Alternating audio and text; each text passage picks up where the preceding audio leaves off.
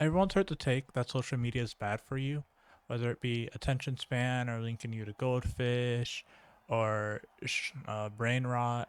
I don't think my view aligns really with any of those. I think social media in of itself is propaganda and rhetoric. And I think that it wasn't intentionally built this way, but it steered this way very, very quickly once money and time became involved with it. I think at a point in time it was fine, but I can't tell you when it changed because I'm not old enough to really understand it at that time. Um, I've basically been trying to avoid social media as best as I can for as long as I can think of right now. And kind of I'm happy for it, honestly. But I think we should probably start with some definitions before we go further. To start, it's actually going to be the definition of propaganda. And for my definitions, I'm using Merriam-Webster dictionary, not ChatGPT. So look it up if you don't believe me. Propaganda is ideas, facts, or allegations spread deliberately to further one's cause or to damage an opposing cause. Rhetoric, there's three definitions here. Under Merriam-Webster, we'll be using 1B, B as in Bravo. 1. The art of speaking or writing effectively, such as the study of writing or speaking as a means of communication or persuasion. I basically see propaganda being both wrapped into one, no matter how you want to break it up. Social media basically will boil down to that point or another at some point, no matter which way you kind of go about it. And honestly, I think this was the best way to be able to get to the youth and get to the masses in the best way possible. And I think TikTok specifically took a really, really big advantage of this. Like, whenever someone were to send me a TikTok or they send me an Instagram reel or some type of short form content, typically I'm going to ignore it because I know, at least in my experiences, it's not something educational, nor is it something that I see art behind. I see it as just something as brain rot, something to keep you dopamine fed. I that's really the best way I can put it. Most times, it's really just something that shows up on your For You page or your home page, and your For You page and your home page, we'll just say For You pages to keep it simple. It's basically your personal bias within the platform's propaganda machine, to call it. More often than not, there's not really many facts whenever people are just yapping on these short form contents or even long form contents. I feel like if you are given facts, it's not all of it. It's just their truth, and even for these videos, I'm no exception. So I mean, do your own research. I don't know what else to tell you. If you disagree, leave a comment below.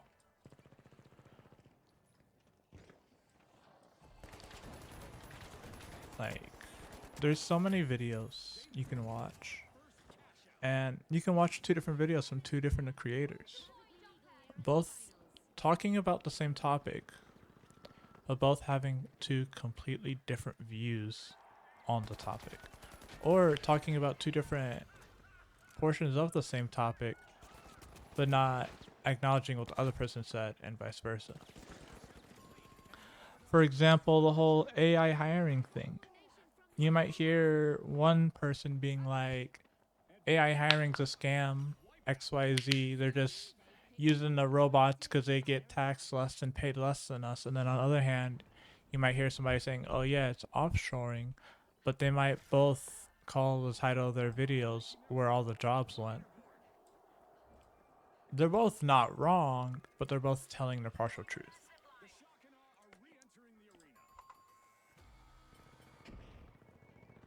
Um, how I see each platform, I think Twitter is basically a matter of how quick you are, how witty you are, and the better you're at it, the better you are at it, the more intelligence people assume that you have. Because they don't want to do their own due diligence, they just want to hear somebody else's opinion, which is basically the world we live in with modern social media and takes, at least from what I see from the outside in. Twitter's basically just a mob, honestly.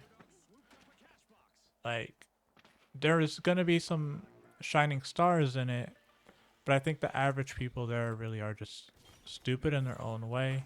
Even the people that are smart on it are still stupid in their own way. I think TikTok is the biggest propaganda machine that everyone intentionally ignores because it provides them dopamine and knowledge that they can seek, but not knowledge they want. TikTok knows your politics, it knows your beliefs, it knows your ideals. It's basically a prediction model. It's an LLM, but you're the content of the LLM, not the big, vast dictionary, if you know how they work. Um, I think that's pretty simple in it of itself. Throw in propaganda, throw in political beliefs, throw in censorship, you have TikTok. And all those in return will just give you rhetoric as an output. You'll hear so many people's takes, and you'll hear all of those takes in such quick succession, and that in itself will then make you also think, wow, maybe these people are onto something. Wow, maybe these people are correct. Wow, these people must be bad. But it's really just peer pressure. If you see 5 different videos in a 10-minute time span of people all saying the same thing and it's all different people, and you're seeing that for multiple days on a row, you're gonna start to believe in that and just wanting to give into it, but that's just peer pressure of itself. If it's something you really and heavily disagreed with, or it wasn't in the approach that was required for you, you'd scroll on or you'd close out the app. But as a prediction model, it knows what it wants and how you want it, and it just mashes the two and gives it to you. Instagram is basically polished and curated things that makes propaganda look like a Pinterest board, but scrollable and more personal because you have to look at each person and you can go through their page and see how it goes. First, you can try getting to someone's Pinterest board, but you're going to be a bit lost, to be honest with you. People use Pinterest as a more personal, but people are more than willing to give you their Instagram. Like, propaganda's, sorry, rhetoric in Instagram is actually the aesthetics. It doesn't actually have to be words to be put in a certain way. Like, imagine just seeing posters of Nazi Germany, but no words. You'd be like, oh yeah, that's just some propaganda. Or, oh yeah, that's just some rhetoric. They're just spouting some nonsense, even though there's nothing there. A word's worth a picture's worth 1,000 words, or however that saying goes. YouTube's no better than the others. We covered definitely short form content. Gotta give it to the biggest long form content. YouTube. They are just basically, if you're watching a video for 3 hours and they're telling you what it is, it's gonna feel authoritative and you're gonna start to feel like it's true over time. And unless you begin looking into the opposite of your beliefs and the biased confirmation of your beliefs, I don't think you're actually doing your due diligence.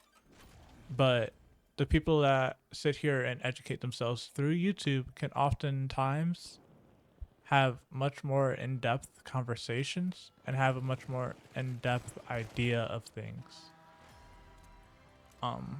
But you have 3 hours of something. Nobody wants to sit and just hear somebody repeat the same thing over and over and over for 3 hours. I mean, unless you want to watch Nyan Cat for 8 hours. You do you, bro. I ain't judging.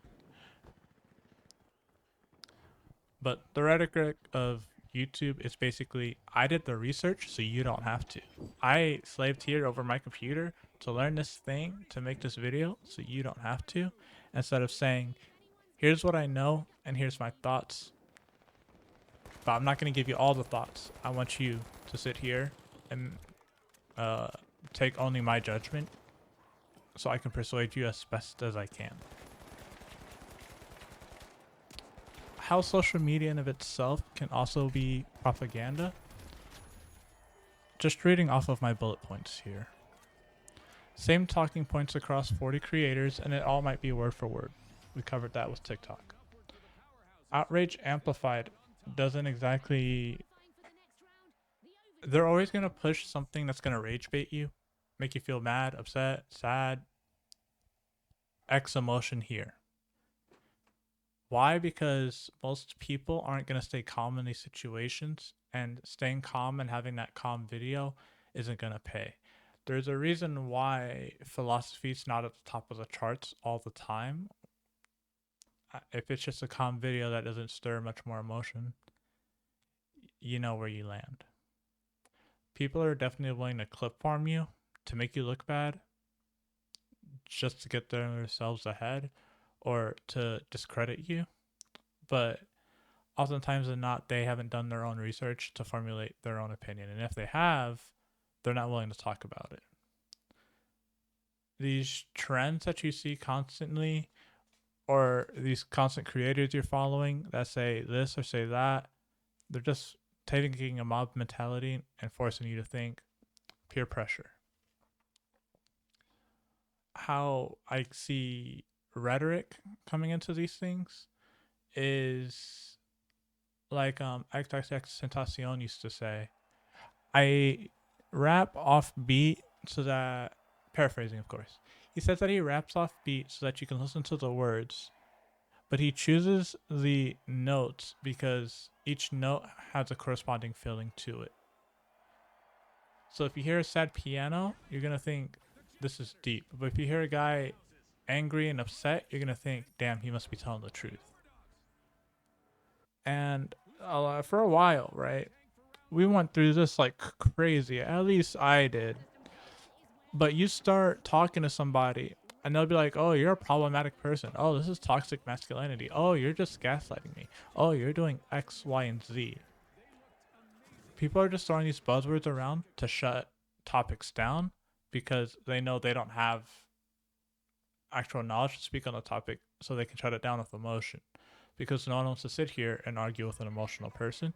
Or if both of you are emotional, GG, good luck. You're both just having a screaming match with no one actually hearing what the other person's saying. Aesthetics equal credibility. Clean setup means smart. Messy means real. To an extent. I mean, I can't argue with it. This is messy, but I'm trying to keep it organized in a way. So, hey, props to me. That's actually a good note. Just asking questions energy. What kind of note is this? But I'm gonna at least listen to the video. I understand it now. If you're just asking questions and you're just poking around and you're drawing inferences, this of and of itself is rhetoric, but it's actually the good kind in my opinion. I don't think all rhetoric's bad. I think everyone should be having things that push their ideas and make them think more. I think AI has made people lose this ability very much. So honestly, I let this one pass in today's day and age. I don't think this is the end of the earth. But word choices do matter. So in the way that they word these things of saying, hey, I'm just poking out the dots. Hey, I'm just connecting the dots. Hey, I'm just seeing my observations. The way that they word them will determine how well you're likely to align with them. The famous example, 2 plus 2 is 4, plus 2 plus 2 is fucking 4, you idiot. You're gonna have two different feelings towards it, is what it is.